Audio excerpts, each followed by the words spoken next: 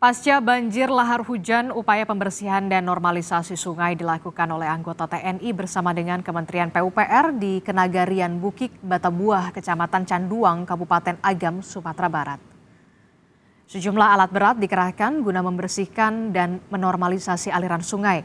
Bahkan satu jembatan harus dirobohkan karena menyebabkan tumpukan material pasca banjir lahar hujan yang menerjang wilayah ini.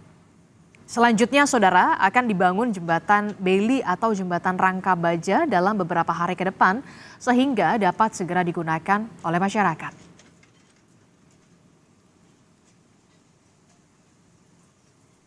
Prioritas untuk pengerjaan adalah membongkar jembatan, karena selama ini jembatan ini menjadi salah satu penyebab dari bertumpuknya material karena adanya tiang di bawah jembatan. Dan hari ini alhamdulillah bisa dilihat sendiri tadi, untuk jembatan sudah proses hancur, roboh. Kemudian nanti kita bergerak untuk melaksanakan kegiatan proses untuk pemasangan jembatan Beli. Harapannya nanti di tanggal 21 atau tanggal 22 selama 3 hari pemasangan jembatan Beli ini sudah siap. Artinya bisa jalan ini bisa dijadikan lagi untuk arus jalan utama. Sekitar 100 warga pengungsi terdampak banjir lahar hujan di Tanah Datar, Sumatera Barat ini mulai sakit. Warga yang mengeluhkan sakit ini berada di posko pengungsian Sungai Jambu, Kecamatan Pariangan, Kabupaten Tanah Datar.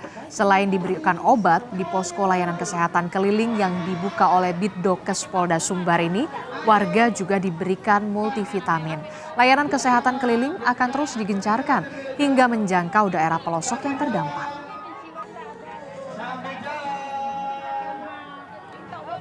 Yang banyak sih keluhannya saat ini adalah sakit-sakit badannya ya. Jadi mungkin pada saat bencana memang ada beberapa warga di sini yang kemudian berlari ya untuk menghindari banjir itu berlari ke suatu tempat.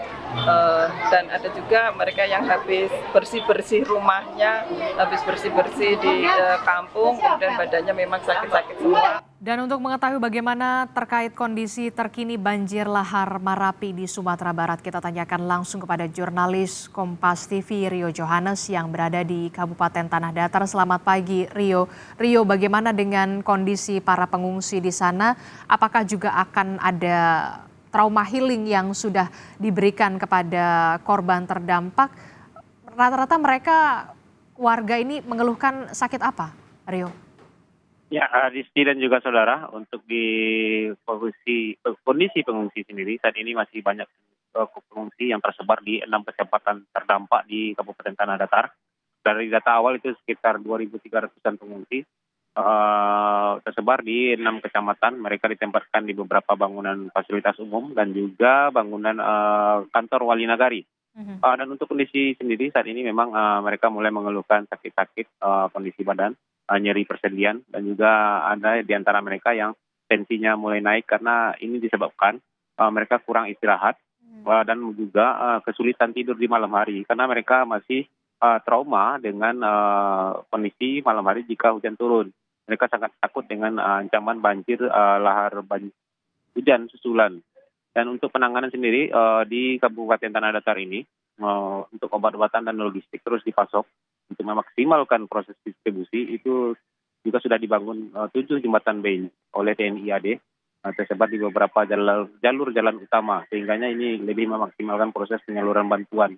Dan untuk masyarakat di pengungsian, mereka mayoritas sangat membutuhkan yaitu bantuan pakaian ganti serta kebutuhan akan air bersih siap minum. Demikian, Adisti. Oke, jadi sampai saat ini warga ini masih membutuhkan pakaian bersih begitu, termasuk juga ketersediaan air bersih begitu ya, yang memang apakah sudah difasilitasi oleh pemerintah kabupaten atau otoritas tempat di sana? Ya, untuk kebutuhan air bersih memang dari pemerintah Kabupaten Tanah Datar itu menyediakan mobil tangki air dari PDAM. Mereka secara mobile akan datang ke titik-titik pengungsian untuk support atau mendistribusikan air bersih bagi korban terdampak banjir di pengungsian. Dan selain dari PDAM Kabupaten Tanah Datar, ini juga beberapa pihak dari TNI dan juga Polri itu juga mendistribusikan air bersih bagi warga yang terdampak di sini. Di sini ada mobil yang dikirimkan oleh Polda Sumbar, itu mobil yang bisa langsung untuk mensterilkan air. Jadi mengambil sumber air sungai lalu menjadikannya air yang bisa siap minum bagi warga. Dan mobil ini, mobil water treatment namanya, itu digerakkan di Kabupaten Tanah Datar, itu bergerak secara mobile menjangkau titik-titik yang memang masih belum bisa mendapatkan sumber air bersih di Kabupaten Tanah Datar ini. Karena mayoritas daerah terdampak ini sumber air bersih mereka merupakan sumber mata air dari Gunung Merapi yang saat ini memang sudah tidak bisa lagi untuk mendistribusikan atau menyuplai air bersih bagi masyarakat di lokasi terdampak. Demikian, Adisti. Oke, jadi pasokan air bersih memang terus diupayakan begitu ya untuk warga yang memang terdampak dari banjir lahar Gunung Merapi. Soal lain ini, Rio, bagaimana soal pembersihan material? Apakah sampai saat ini masih terus dilakukan? Ya, untuk pembersihan material itu masih terus dilakukan. Beberapa alat berat juga sudah diturunkan ke titik pengungsian. Ke titik-titik terdampak, beberapa di antaranya sudah mulai bersih karena banyak sekali alat berat yang diturunkan. Dan untuk personel TNI dan Polri juga turun membantu membersihkan rumah-rumah warga yang terdampak. Dan ini mungkin pembersihan sudah mencapai persentase di sekitar 50%. Karena semua personil dan juga warga, mereka bergotong royong untuk membersihkan lokasi-lokasi terdampak, termasuk rumah mereka sendiri. Karena jika di sini, di pantauan saya, pada siang hari, mayoritas itu warga yang mengungsi, itu kembali ke rumah masing-masing untuk melakukan pembersihan kawasan yang terdampak. Dan malam hari mereka kembali ke pengungsian. Dan sejauh ini memang untuk rencana dari pemerintah Kabupaten Tanah Datar, itu ada pendataan lebih kurang 300 rumah yang sudah didata.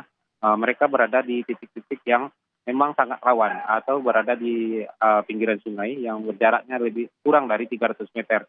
Dan ini 300 rumah ini rencananya akan direlokasi.